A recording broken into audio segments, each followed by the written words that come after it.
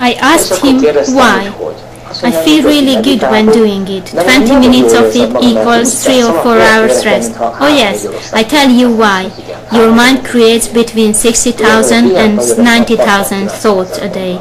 To create something, you need energy, don't you? For anything you make, you must give energy. Fire, water, electricity, anything, you need those.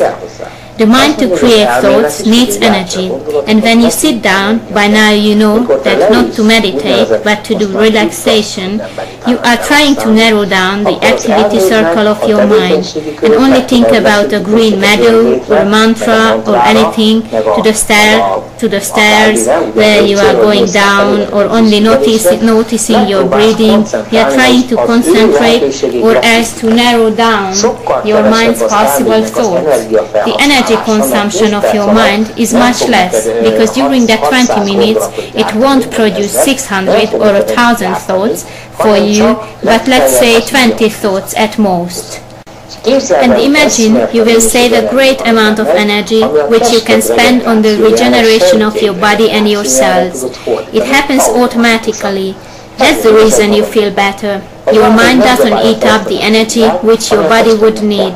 I don't know, have you ever been really worried? Have you ever been really tense? Isn't that so that it can tire you out?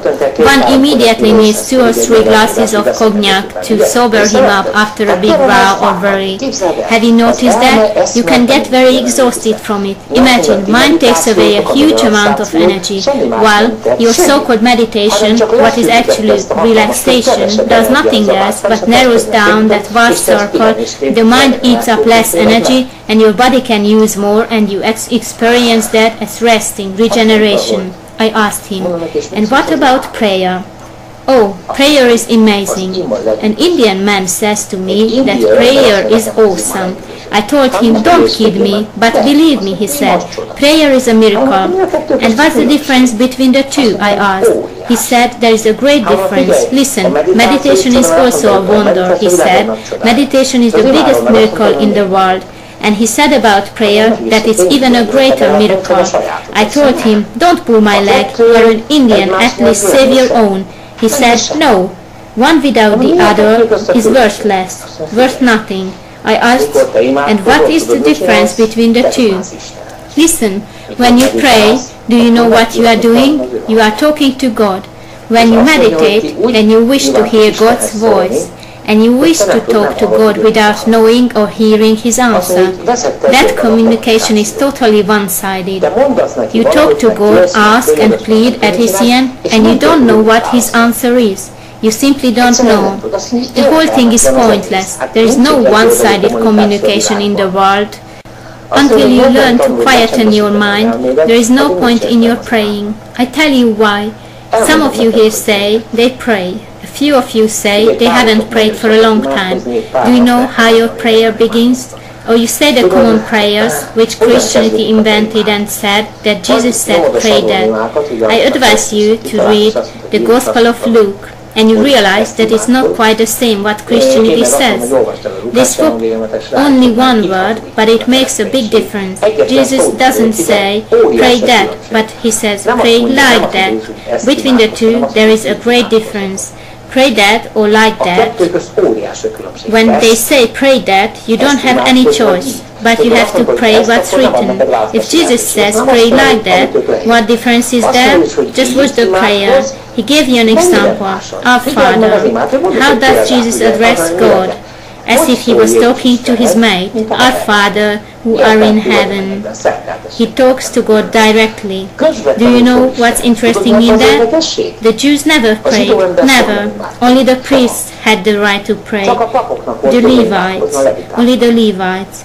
And imagine, Jesus violates this whole thing too, and he talks to God directly. He doesn't need any mediators. And what do they do in Christianity? You go to that box with the bars, do your confessions to the priest, who is set to communicate to God, and he sends a message back that you have to tell 48 I believe, plus 16 Our Fathers, plus 100,000 forints, about 300 pounds for the renovation of the church, and then your sin is repented. Isn't that so? Your sin is forgiven. Is that how it happens? The priests place themselves between the people and God. Jesus told people to pray like that. He talked to God directly. There's no need for a mediator. No need. And do you know what else is interesting? Today you can pray in Hungarian, but in the old days only the priests prayed, and in Latin. The point of Reformation was to be able to pray and say Mass in your own language. And what's interesting that it was like that for the Roman Catholics, but not many people know that, for example, the Orthodox Christians talk to God in their own native language from the very beginning. They said their Masses in their native language. Imagine when Jesus said, pray like that. You can talk to God directly, and by today you can say your prayer in Hungarian, but not the very end. What do you say at the end of a prayer? Amen. What does it mean? Let it be so. Think about it. If you were allowed to say that in Hungarian, more people would think about it. You ask something from God and pray to Him, and at the end you order Him. Say that word aloud one more time.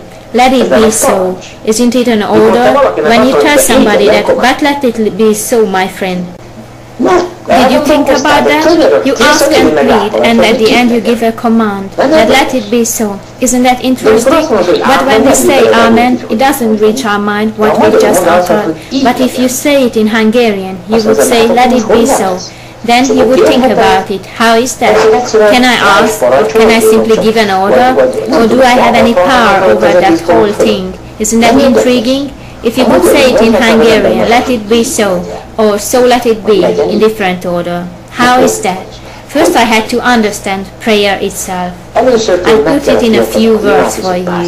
I ask you frankly, those who have ever prayed, when you pray, either saying the common prayer or using your own words, any of those. But do you only think about what you say, or simultaneously something like the following is going on? That bastard is still not back home. Did I turn the gas off? What am I going to do tomorrow? Are those or similar thoughts there too, or not? Yes, there are. You know how many? 20, 30 other thoughts. Let's play. You are God. You just put somebody's prayer. You are watching it. And then all those thoughts come. That bastard, or what am I going to cook tomorrow? And our Father who are in heaven. So you pray and God is watching like that. How will He know which thoughts do you think seriously? Isn't that so simple? Imagine you are God and someone is praying. God won't hear those words. You are just mumbling. He is watching your thoughts. He's observing them. Do you know what He does? He loves you very much. That's why everything which goes out from your mind, He gives to you on another day. What was your prayer? Can I call it a mixture? What is your life like the following day? A mixture. Do you know what's interesting? Does it work like that? Yes. My Indian friend, his name was Krishna, told me, your prayers don't have any sense. And some more thoughts which I figured out. When you start to say your prayer, some of those who pray amongst you, do you usually say, God, pay attention, because here comes my prayer? Do you tell Him that? But at the end you tell Him, let it be so. We say Amen. Why don't you say a starting line? How should God know when you are praying? Tell me frankly, just because you sit up on the edge of your bed, or today you don't even sit up because you feel tired, isn't that interesting? How does God know when you are praying? I'll whisper something to you, and what I'm going to tell you, that's certainly true. My friend, you have been praying since the last Amen. You see, once you uttered Amen, you have started the next prayer. Our science says that with every thought which goes out of your mind, you create living things. We call them elementals, mental creatures. You step into your own thoughts. You are swimming in your own thoughts. You have been praying since the last uttered Amen. Your every thought is a prayer. And when you utter Amen, one prayer ends. And with uttering Amen, you start your new prayer. You may say, don't kill me, but I'm asking you one more time. How does God know that you have to start a prayer? Frankly, how does He know that? How?